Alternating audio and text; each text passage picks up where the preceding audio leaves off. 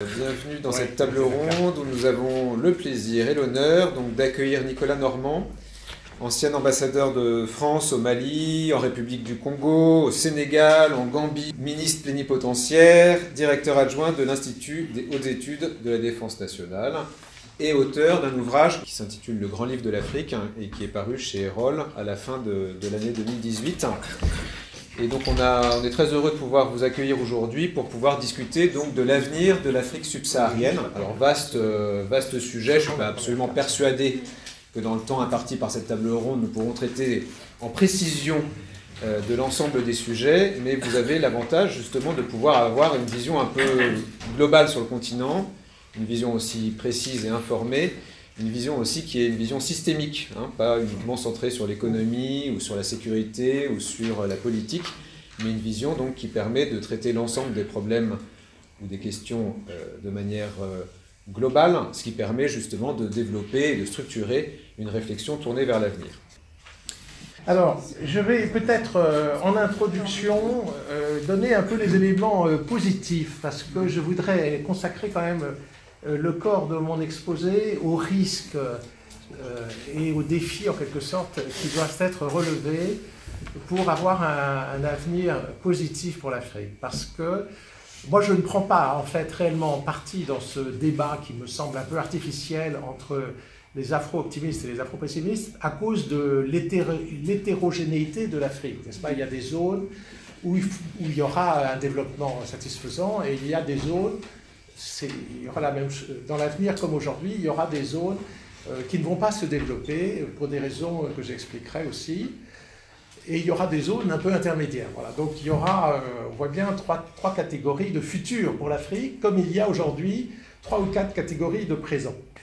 Et en plus, il y a un élément évidemment très important, c'est qu'il n'y a pas non plus de fatalité véritable, et qu'à peu près tous les défis ou tous les risques ont des solutions ici.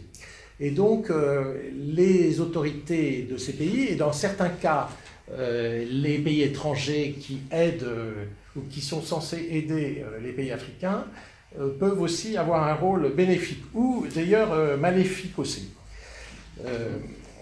Involontairement en général, mais maléfique quand même. Alors, en introduction, je récapitule brièvement quand même les arguments des afro-optimistes, enfin on ne devrait pas le dire comme ça, parce qu'il y a un certain nombre d'arguments qui donnent des chances d'émergence, non pas au continent africain en réalité, mais à un certain nombre de pays africains. Alors, vous savez déjà, que je ne reviens pas trop sur le passé, mais vous savez que de 1960 à 2000, donc pendant 40 ans, on a eu une situation de stagnation qui a caractérisé le continent africain par opposition à l'Asie et par rapport à l'Amérique latine. Et donc, la région, le continent, s'est enfoncé en quelque sorte dans la pauvreté pendant ces 40 ans. Et depuis 2000, il y a un redressement assez remarquable qui est intervenu, avec en moyenne, pendant 15 ans, le taux de croissance moyen était de 5% pour le PIB, sachant que la croissance démographique était de près de 3%, donc on avait quand même une croissance du revenu par habitant d'un peu plus de 2% par an pendant 15 ans de suite en moyenne. Et en 2016, il y a eu une espèce de blocage, ça s'est vraiment complètement tassé, et c'est reparti plus doucement depuis lors. Alors, pourquoi il y a eu un déblocage à partir de 2000 ? Et dans une certaine mesure, les éléments positifs que je vais mentionner demeurent pour l'avenir. Dans une certaine mesure, on verra. D'abord, il y a eu un évident assainissement du cadre macroéconomique, puisque auparavant, il y a eu à la fois des expériences diverses de gouvernance économique qui ont été souvent désastreuses, souvent inspirées par l'étatisme, le socialisme. Donc il y a eu des dividendes, des ajustements structurels pilotés par le FMI, complétés par des annulations massives de dettes. La dette a été annulée de façon progressive, mais quasiment totalement sur les pays pauvres et en bonne partie sur les pays à revenus intermédiaires. D'abord le service de la dette, puis le stock de la dette, d'abord la dette bilatérale, puis la dette multilatérale. Au bout du compte, il y avait pratiquement plus de dette. Ensuite, les termes de l'échange, c'est-à-dire le coût des matières premières, n'a cessé de monter de 2000 à 2015 2014, pour baisser assez brusquement à partir de 2014-2015. Et donc, c'était l'inverse auparavant, en quelque sorte. Et l'Afrique a beaucoup bénéficié, étant donné qu'elle exporte beaucoup de matières premières, que c'est l'essentiel de ses exportations. Elle a bénéficié de cette amélioration des termes de l'échange. Ensuite, il y a eu une baisse des risques sécuritaires. Contrairement à une idée reçue, en fait, il y a eu une pacification de l'ensemble du continent au sud du Sahara. Bon, il reste quelques petits conflits en 2015-2016. En fait, en 2000, il y avait très très peu de conflits. Il n'y avait que le Darfour comme guerre civile, et d'autres tout petits conflits qui méritent à peine d'être mentionnés. À partir de 2013, on a de nouveau deux guerres civiles qui interviennent, qui sont le Soudan du Sud et la Centrafrique, qui font remonter assez fortement les statistiques de morts par conflit. Néanmoins, on est assez loin du niveau des années 80, et donc on peut dire qu'il y a une relative baisse des risques sécuritaires, même si... oui, il y avait aussi la Somalie avec le Darfour. C'était les deux principaux conflits avant 2013, qui demeurent tous les deux. Aujourd'hui, et surtout depuis 20 ans, en fait, depuis 2000, un certain relais est pris par le djihadisme et par le terrorisme d'origine islamiste. J'en reparlerai plus en détail après. Il y a eu d'autres facteurs divers qui ont eu un impact positif. La densification humaine, l'urbanisation rapide. Aujourd'hui, 40% de la population est urbanisée. L'essor du numérique, un certain progrès de l'éducation. Il y a eu des progrès, en fait, même s'ils sont insuffisants. La réduction des inégalités entre les hommes et les femmes. L'émergence de nombreuses PME, beaucoup moins dépendantes du secteur public. Et puis, la survenue de la Chine en Afrique a eu un rôle positif important, dont je parlerai si vous voulez. Enfin, un rôle positif en achetant des matières premières, en exportant des produits de consommation peu coûteux, notamment les téléphones portables, mais aussi les motos et toutes sortes de choses. Et puis aussi en délocalisant une partie de son industrie, puisque en particulier l'Éthiopie, le Kenya et l'Afrique du Sud, surtout l'Éthiopie aujourd'hui, bénéficient d'une délocalisation des industries chinoises parce que les salaires sont beaucoup plus bas qu'en Chine et aussi parce que les produits fabriqués en Afrique sont dispensés de droits de douane, à l'inverse des produits chinois. Et donc c'est intéressant de les produire en Afrique. Et puis, dernier point sur lequel je vais revenir beaucoup plus en détail, et qui est un sujet un peu de controverse, c'est la question des dividendes démographiques. Les afro-optimistes ou les livres sur cette lancée afro-optimiste, notamment ceux de Jean-Michel Severino, insistent beaucoup sur les avantages et les bénéfices d'une décroissance, même lente, de la natalité. Il est évident que les pays d'Asie, par exemple, ont énormément bénéficié d'une baisse rapide de leur natalité, qui était de l'ordre de 5 à 6 enfants par femme en moyenne en Asie, c'est-à-dire la même chose qu'en Afrique, et qui, à partir des années 80, en gros, a baissé très 70 pour certains pays.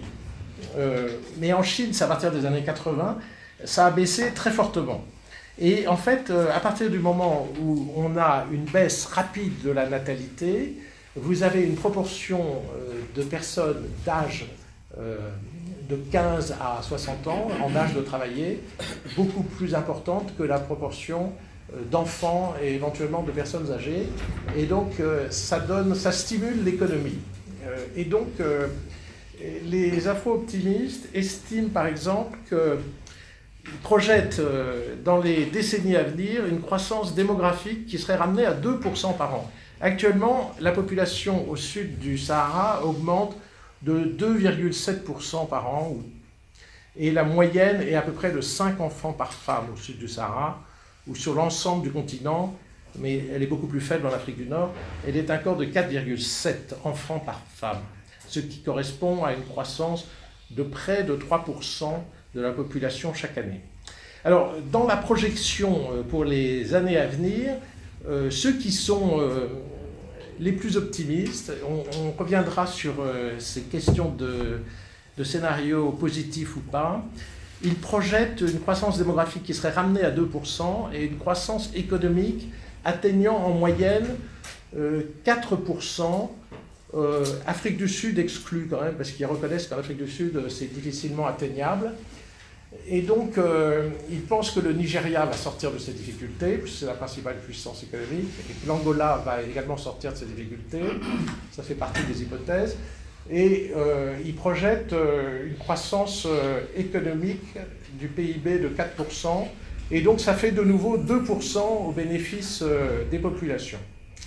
Alors, en réalité, la Banque mondiale, pour l'instant, prévoit plutôt 3,5% de croissance du PIB pour la décennie à venir. Au-delà, c'est plus difficile à dire.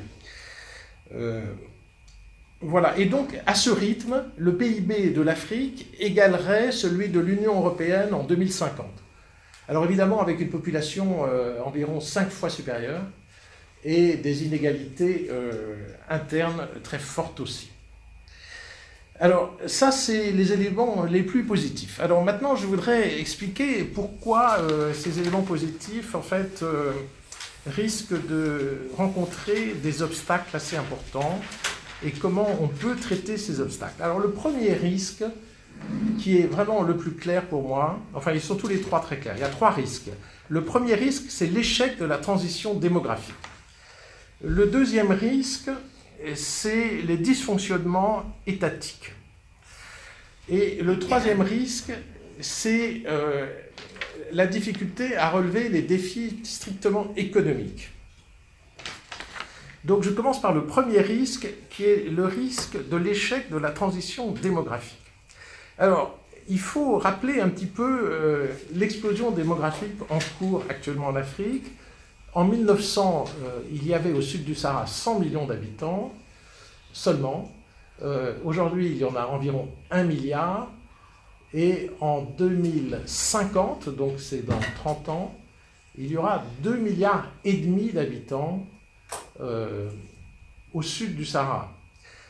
Et ça peut ensuite continuer d'augmenter assez fortement avec des chiffres qui sont donc de 5 à 7 milliards en 2100. En fait, si la natalité baisse à 2 enfants par femme, on sera à 5 milliards d'habitants au sud du Sahara. C'est-à-dire dans un scénario assez optimiste. Et toujours avec une natalité qui a baissé beaucoup, on serait à 7 à 8 milliards d'habitants en 2150. Ce sont des estimations prudentes, puisque ça tient compte d'une forte baisse de la natalité. Autrement, on a des scénarios qui sont plutôt catastrophiques. Alors, on peut prendre quelques exemples, n'est-ce pas? Le Nigeria dépassera la population des États-Unis en 2050, ça de façon certaine, puisque la moyenne d'âge au Nigeria est d'environ 16-17 ans actuellement. En Afrique, au sud du Sahara, la moyenne d'âge est de 18,6 ans. Et au Nigeria, ils sont à peu près à 6 enfants par femme, sur une population qui a déjà 200 millions d'habitants à peu près.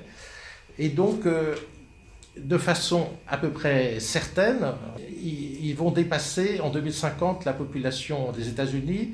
Et à la fin du siècle, ils seront au moins 750 millions d'habitants au Nigeria. Et en 2150, au moins 900 millions. Le Congo RDC, qui a actuellement, on ne sait pas exactement quelle est la population du Congo RDC, parce qu'il n'y a jamais eu de recensement récent. Donc tout ça, c'est des évaluations. Mais on estime qu'ils sont entre 80 et 100 millions d'habitants actuellement. Et ils auraient, à la fin du siècle, entre 300 et 500 millions d'habitants. Normalement francophones d'ailleurs, ce serait, du point de vue de la langue française, une bonne chose. Voilà. Alors, je rappelle, pour expliquer aussi cette explosion démographique, peut-être, enfin, je ne vais pas trop rentrer dans les détails, mais la mortalité infantile a été divisée par 3. Dans les années 60, il y avait près de 300 morts pour 1000 naissances. En 2015, il n'y en avait plus que 100. Donc, presque 3 fois moins. Et en 2050, on pense qu'il n'y en aura que 50. Donc, une très forte baisse de la mortalité infantile due essentiellement aux vaccinations et due aussi aux conditions d'hygiène qui se sont améliorées. Et la fertilité, elle, a beaucoup plus lentement baissé, puisque de 1960 à 1985, elle n'a pas baissé. Elle était de 6,75 enfants par femme. Et elle a baissé plus récemment. En 2015, elle était de 5 enfants par femme. On pense qu'en 2020, elle sera de 4,7 enfants par femme. En 2050, environ 4.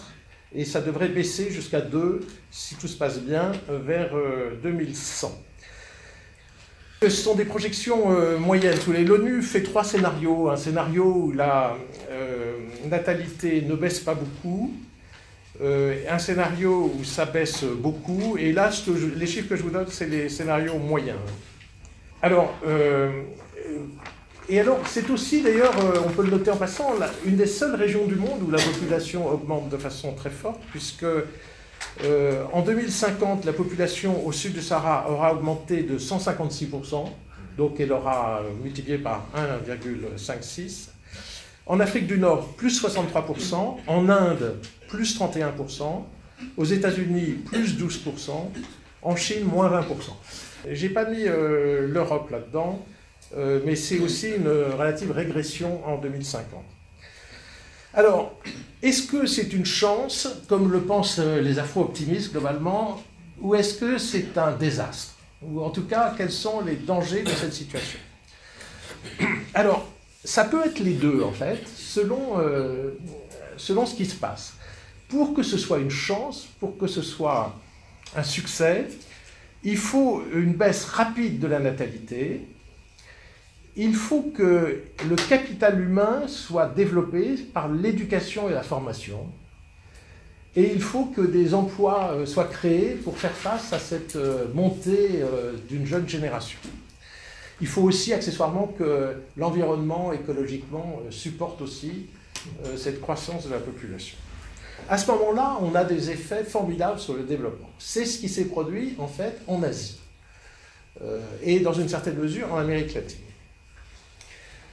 En revanche, si la natalité ne baisse pas rapidement, si elle reste très forte, et si l'éducation et la formation ne sont pas à la hauteur du défi, ce qui est malheureusement le cas en Afrique, et c'est ça le problème, je pense, principal aujourd'hui en Afrique, c'est qu'à part un petit nombre de pays comme le Kenya, dans une certaine mesure l'Afrique du Sud, quelques pays, des petits pays aussi, comme le Cap-Vert, les Seychelles, le Botswana, à part une minorité de pays, et le Ghana, ça va assez bien aussi au point de vue éducation, à part une dizaine de pays, sur les 48 pays au sud du Sahara, il y en a au moins 30 où le système éducatif est dans très mauvais état et n'est pas du tout en mesure de répondre à l'explosion démographique.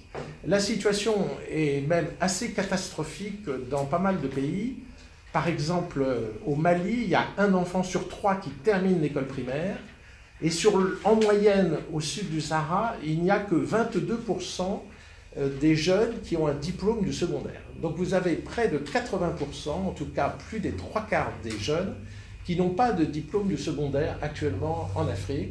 Et la situation ne s'améliore pas parce que, étant donné que la baisse de la natalité est lente, les systèmes éducatifs sont de moins en moins performants. Donc on a plutôt une tendance à la baisse des performances du système éducatif et non pas à l'amélioration du point de vue qualitatif en tout cas. On a beaucoup privilégié le quantitatif en construisant à la hâte de nombreuses écoles, en recrutant des instituteurs non formés. Le cas du Mali est significatif puisque actuellement des analphabètes sont intégrés dans le système éducatif par les accords d'Alger. Enfin bon, ça paraît incroyable, mais c'est le cas. Il y a des gens qui sont complètement analphabètes, qui ne savent pas lire ni écrire, qui sont nommés instituteurs. Donc on arrive dans des situations de ce genre. Et au Niger et au Sahel, c'est là que la situation est la pire. Et c'est là aussi que la natalité est la plus forte. Donc vous avez un problème majeur que je développe beaucoup plus en détail dans mon livre, en donnant pas mal d'exemples, en citant un peu le cas de différents pays qui ont tenté de relever le défi, notamment l'Éthiopie, l'Afrique du Sud. Voilà. Et vous avez environ 8 à 9% des jeunes qui arrivent quand même à des études supérieures, mais c'est une proportion qui est beaucoup plus faible que partout ailleurs dans le monde, puisque c'est moins de 10%. Et ces études supérieures, en général, sont très décalées par rapport aux besoins de l'économie, puisque ce sont très souvent des études juridiques ou littéraires qui ne correspondent pas aux besoins de l'économie. On a ça dans de nombreux pays africains. C'est pourquoi certains pays africains ont pris des mesures autoritaires de quotas dans les matières techniques et scientifiques. Alors aussi, le problème de la création d'emplois ne suit pas. Alors, pourquoi la création d'emplois ne suit pas? Parce qu'il y a un déficit de compétitivité.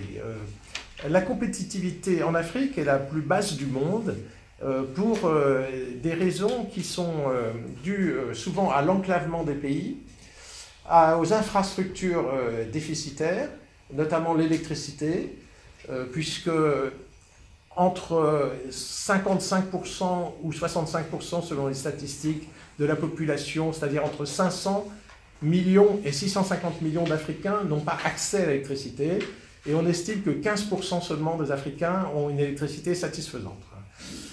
Donc il y a une situation de l'électrification calamiteuse. Alors ça peut s'améliorer avec le photovoltaïque, hors réseau, sans doute c'est une solution qui sera de plus en plus appliquée. Donc vous avez un problème d'infrastructure, un problème de surévaluation de beaucoup de monnaies, comme on le voit actuellement au Nigeria, et des formations qui sont insuffisantes. Enfin, je le détaille dans mon livre, il y a des indices de compétitivité qui ont été calculés par des organismes spécialisés et qui montrent qu'il y a une dizaine de pays africains, là aussi, qui s'en tirent convenablement, mais que la majorité des pays africains ont un déficit de compétitivité qui empêche en fait de faire des industries de main-d'œuvre.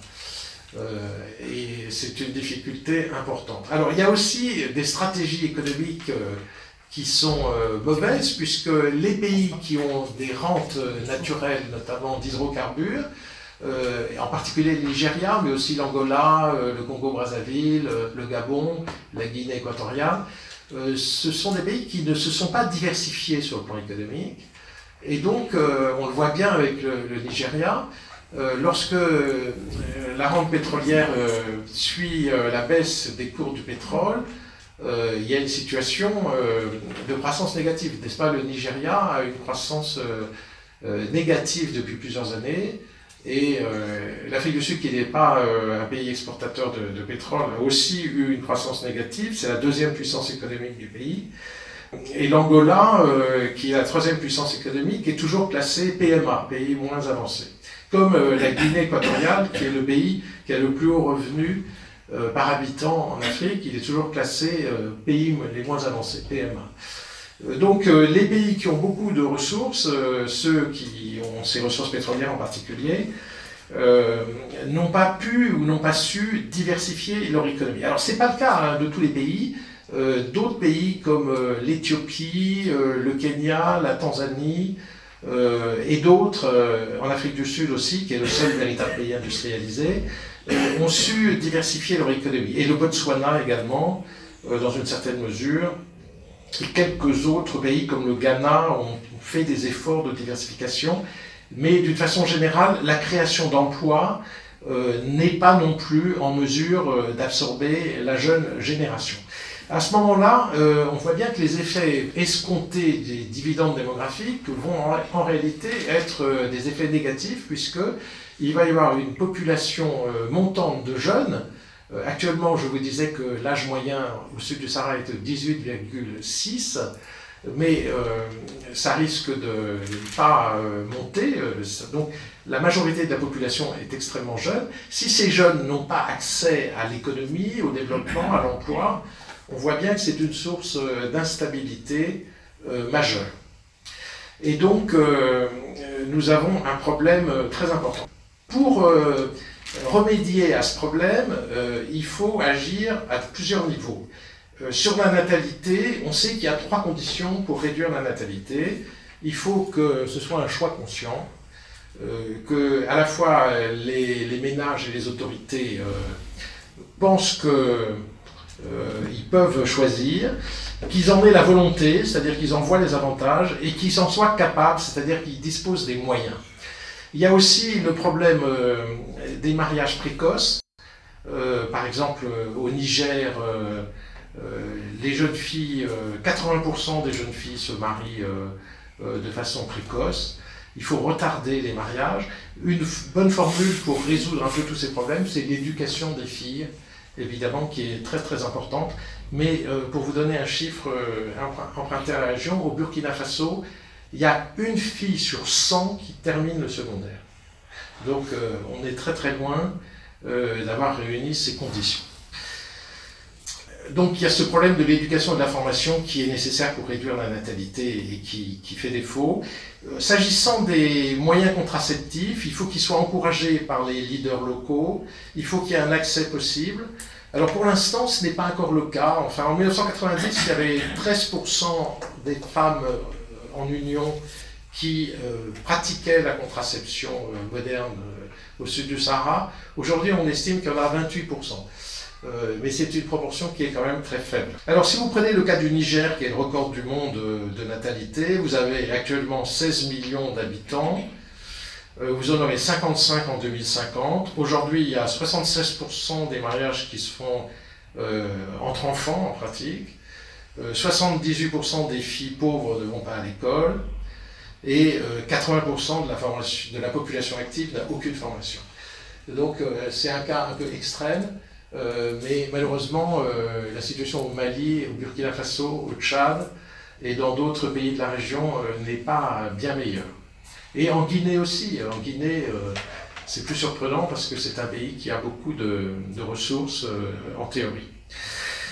Mais la situation est également extrêmement mauvaise et ce sont des chiffres comparables. Alors le risque numéro 2, c'est le dysfonctionnement étatique.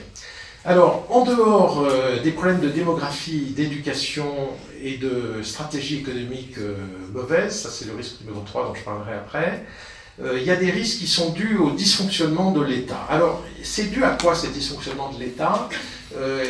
C'est pas le modèle qui est mauvais, je ne pense pas. C'est-à-dire que les pays africains ont adopté depuis la fin de la colonisation des modèles importés d'État avec les structures qui vont avec. C'est vrai que ça ne fonctionne pas bien, mais c'est approprié, et si ça ne fonctionne pas bien, c'est parce qu'on est encore dans une phase de transition, et qu'on ne peut pas, en 50 ou 60 ans, faire le même chemin que les pays occidentaux développés en plusieurs siècles. Et donc, il y a des problèmes de transition, mais d'une façon générale, moi je pense qu'il y a des progrès qui se font dans l'adaptation du modèle. Pour moi, la vraie difficulté, c'est plutôt que les fonctions régaliennes ont été négligées. C'est-à-dire l'armée, la gendarmerie, la police, la justice et les services fiscaux. Les services fiscaux, c'est tout à fait important pour payer tout ce qui précède, l'armée, la police, la justice et la gendarmerie.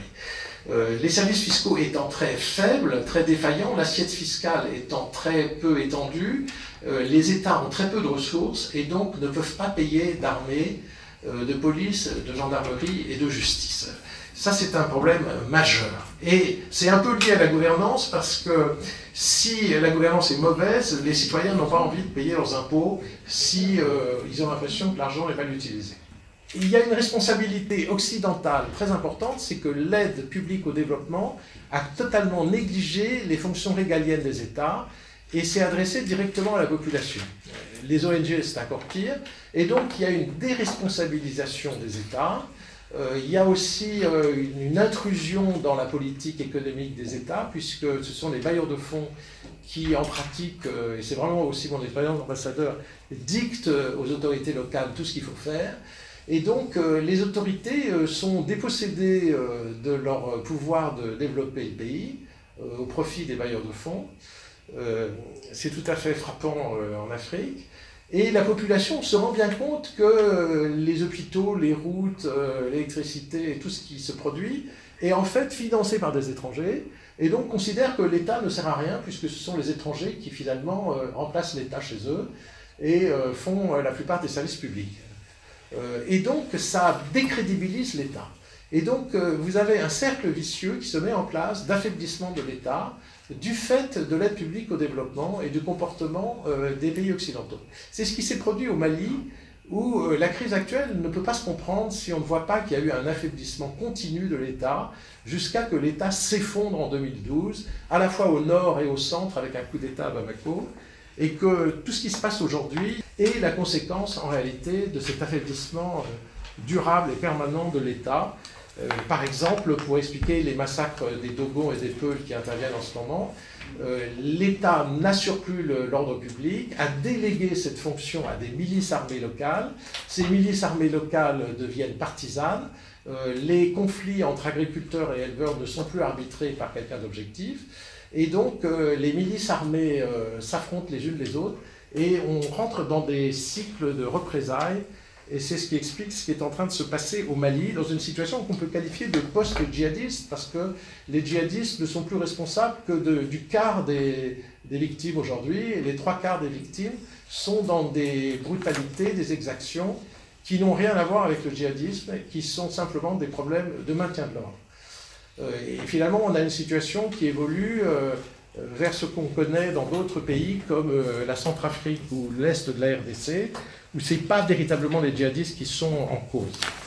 Voilà, alors vous avez en plus une captation des ressources par certains clans au pouvoir, des institutions qui sont non inclusives, qui sont parfois même extractives, c'est-à-dire qui monopolisent les ressources en faveur d'un clan. Voilà, alors dans une situation comme ça, où l'État ne contrôle pas l'ensemble de son territoire, ou est très faible dans ses fonctions régaliennes, vous avez la naissance et la pullulation de groupes armés. Alors vous avez beaucoup de groupes armés qui ont des motivations purement économiques, qui sont soit des narcotrafiquants, soit ils exploitent les matières premières. En Centrafrique, vous avez des groupes spécialisés sur l'or, sur le diamant, sur le bétail. En RDC, chaque gisement a son groupe armé, donc vous avez environ 120 à 140 groupes armés dans l'est de la RDC.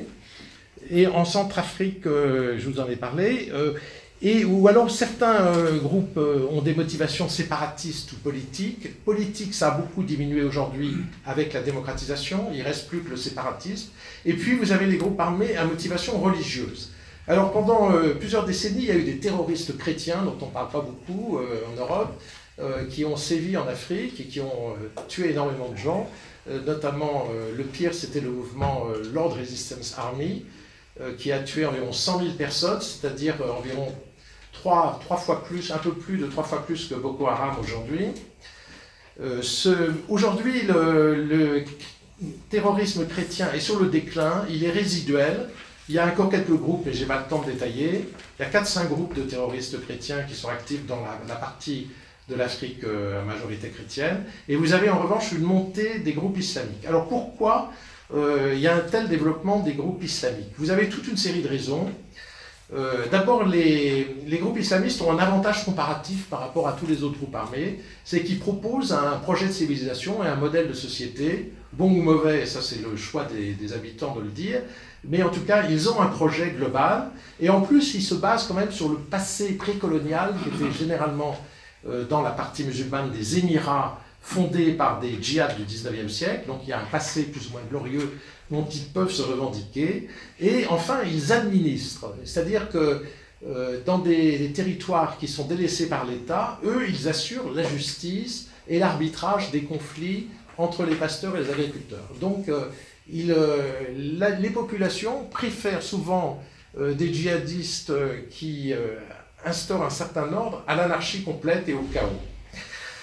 Alors, pourquoi ces djihadistes sont de plus en plus nombreux? Il y a les raisons économiques que je vous ai dit, ces jeunes qui n'ont pas d'emploi et qui trouvent un exutoire. Il y a des raisons sociologiques, l'absence d'autorité locale, il y a des raisons culturelles. C'est une pathologie de l'acculturation, ce sont des jeunes qui ont perdu leurs repères, qui ont une crise de l'imaginaire, une crise du transcendant, parce qu'ils ont perdu leur religion, ils ont perdu leur encadrement traditionnel. Il y a aussi un aspect strictement culturel, c'est que l'interprétation radicale de l'islam et le salafisme se sont développés. Vous avez un phénomène de dynamique de groupe, ces jeunes se retrouvent dans des katibas, et vous avez aussi un aspect non négligeable, c'est la répression par l'État et l'État ressenti aussi comme corrompu, comme inefficace, Tout ceci alimente le djihadisme. Quand on regarde le cas des Shebabs ou des Boko Haram, les Shebabs en Somalie, ils sont nés juste après la répression de 2006 par l'armée éthiopienne et la répression de 2007 par l'UNISOM, les 22 000 hommes de l'armée multilatérale de l'UNISOM. Cette répression a correspondu à une radicalisation de l'Union des tribunaux islamiques qui étaient des salafistes quiétistes auparavant. Et de la même façon, au Nigeria, c'est la répression par la police nigériane qui, en 2009, a transformé un mouvement salafiste quiétiste en mouvement salafiste djihadiste. Donc, et en plus, tout ceci est confirmé par les statistiques et les questionnaires qui ont été faits par le PNUD. On a interrogé pas mal de jeunes djihadistes pour leur demander pourquoi ils étaient devenus djihadistes. Beaucoup ont dit que c'était à la suite de la répression de l'État qu'ils ont dû prendre les armes, parce que des mouvements qui critiquaient l'État mais qui étaient quiétistes, c'est-à-dire les salafistes qui dénonçaient la corruption mais qui n'avaient pas pris les armes, ont été réprimés très violemment. Par exemple, le leader Mohamed Youssouf de Boko Haram a été tué comme ça en 2009 par la police, et ça a radicalisé le mouvement. Et ensuite, Sheko et les leaders actuels de Boko Haram prennent argument de cette répression dont ils sont l'objet aussi. Et vous avez enfin évidemment des facteurs géopolitiques, puisque ces formes radicales de l'islam, plus des financements, plus des prédicateurs, plus des ONG, ont été introduites par plusieurs pays du Golfe, mais aussi par le Pakistan. Par exemple, au Nord Mali, le djihadisme Yad Ghali, qui est le chef du GSIM, le principal mouvement qui fédère la nébuleuse djihadiste, a été converti à l'idéologie tabli d'origine pakistanaise, indo-pakistanaise, par des prédicateurs pakistanais qui se sont installés au Nord Mali. Et moi-même, quand j'étais ambassadeur au Mali, j'ai constaté une prolifération de prédicateurs pakistanais dans le Nord qui convertissaient les gens à une version radicale de l'islam. Si je prends le cas du Mali, vous avez un affaiblissement continu de l'État malien, une crise du Nord qui est due au débordement des djihadistes de l'Algérie, l'arrivée de militaires après la chute de Kadhafi en Libye, une crise interne aux Touaregs entre la noblesse et le tiers-État Touareg, la noblesse devenant séparatiste, le tiers-État pour réagir contre la noblesse devenant loyaliste. Et donc il y a un conflit interne aux Touaregs, et puis l'ambition d'un homme, Yad Ghali, qui voulait être le seigneur de la guerre dans le nord du Mali, et qui a fini par prendre la tête des djihadistes parce que lui-même était converti à une version radicale de l'islam, mais surtout il a vu que c'était les forces les plus efficaces au nord du Mali. Vous rajoutez à ça l'effondrement à Bamako avec un coup d'État aussi en 2012, et vous rajoutez à ça l'action délétère de la France, l'action malheureusement involontairement nuisible de la France. Je m'explique un petit peu là-dessus. La France a fait un certain nombre d'erreurs au Mali qui se poursuivent aujourd'hui en prenant parti dans les querelles intertribales qui se produisaient et en pensant qu'il y avait des bons et des mauvais groupes armés. Et lorsque l'opération Serval s'est faite en 2013, les militaires français pensaient avoir besoin d'un appui local. Comme l'armée malienne avait disparu du paysage, ils se sont adressés à des milices tribales. Et ils ont choisi, malheureusement, la milice séparatiste IFORAS, pensant que c'était une milice politique et pas terroriste, puisqu'elle était séparatiste, donc elle avait une vision politique d'après eux.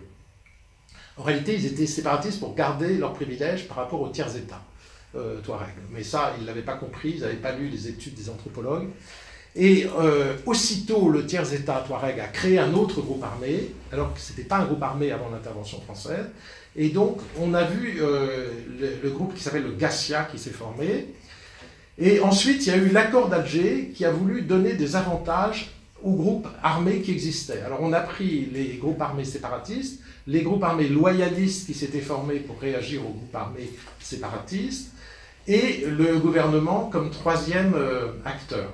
Et on a laissé de côté les djihadistes. Donc on a traité avec des minorités non représentatives, des seconds couteaux, on a passé l'accord d'Alger avec eux, on a laissé l'essentiel des combattants hors du circuit de la négociation qui étaient les djihadistes, Et on a donné toutes sortes de privilèges aux groupes séparatistes qui sont ultra minoritaires et aux groupes loyalistes qui sont également ultra minoritaires parce que la majorité des Touaregs et des autres communautés du Nord n'avaient pas pris les armes. Voyant les avantages donnés à ces groupes par l'accord d'Alger de 2015, ils se sont dit pourquoi pas nous, et en plus ils ont vu que ces groupes Touaregs et Arabes n'étaient pas désarmés, puisque l'accord d'Alger leur permettait de conserver leurs armes jusqu'à l'aboutissement d'un long processus de désarmement et de réintégration, soit dans l'administration, soit dans l'armée. Mais dans l'intervalle, et on est toujours dans cet intervalle, en 2019, ça fait 4 ans que des groupes Touaregs dits signataires et des groupes arabes dits signataires, ce sont presque tous des minorités de blancs. Dans cette région du Nord, on pense que les blancs font environ 4% de la population.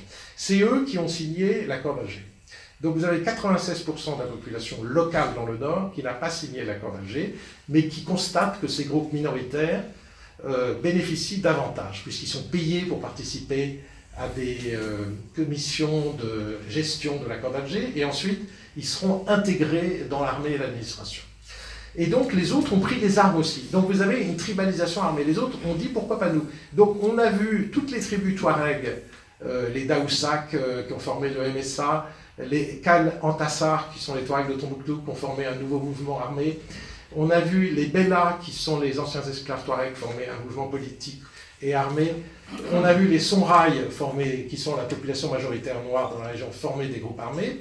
Et donc vous avez aujourd'hui une vingtaine de groupes armés qui se sont formés à la suite de l'accord d'Alger et qui prolifèrent dans la région et qui commencent eux aussi à s'affronter les uns les autres, notamment les Daoussak qui ont formé un groupe qui s'appelle le MSA et les Peuls qui ont formé d'autres groupes armés dans le nord. Donc on a, en parallèle à ce qui se passe dans le centre, des affrontements intercommunautaires dans le nord aussi.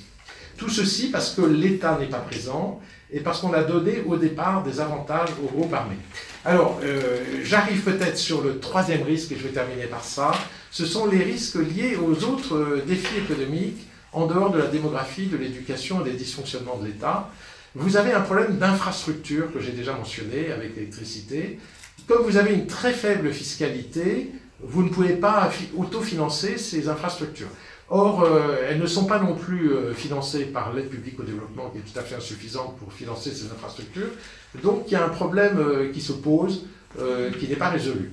Vous avez un problème d'agriculture. Actuellement, l'Afrique importe cette année un peu plus de 40 milliards de dollars de dépenses alimentaires. 40 milliards de dollars, c'est le niveau de l'aide publique au développement, c'est un peu moins que les envois des émigrés. Donc l'Afrique n'est pas autosuffisante en nourriture et la situation s'aggrave d'année en année. Et pour résoudre ce problème, c'est très compliqué aussi parce qu'il faudrait changer le droit foncier, il faudrait investir, il faudrait organiser les marchés agricoles. Et tout ceci n'est pas en fait en cours. On n'observe pas véritablement de progrès important dans la productivité agricole. Et c'est pour ça que la situation s'aggrave. Et dans les 40 milliards, je ne compte pas 20 milliards pour les boissons et le tabac, donc c'est encore pire.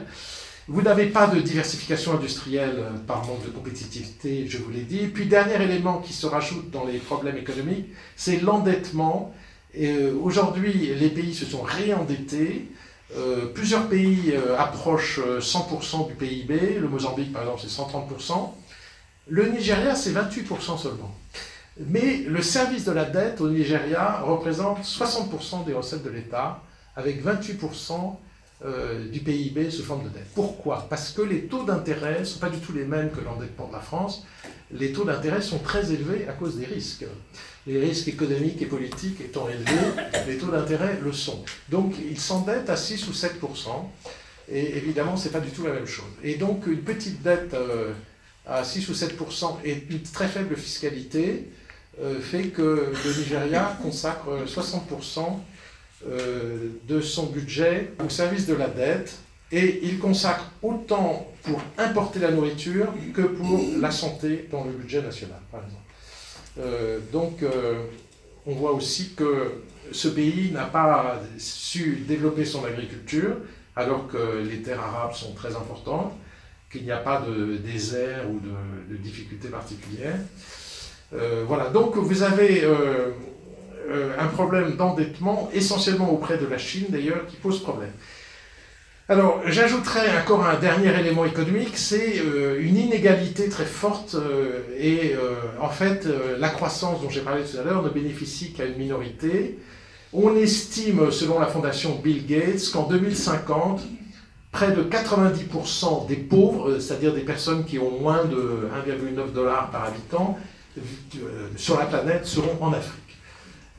Par exemple, le Nigeria, principale puissance économique de l'Afrique, vous avez actuellement 40% de la population qui est en dessous de 2 $ par tête.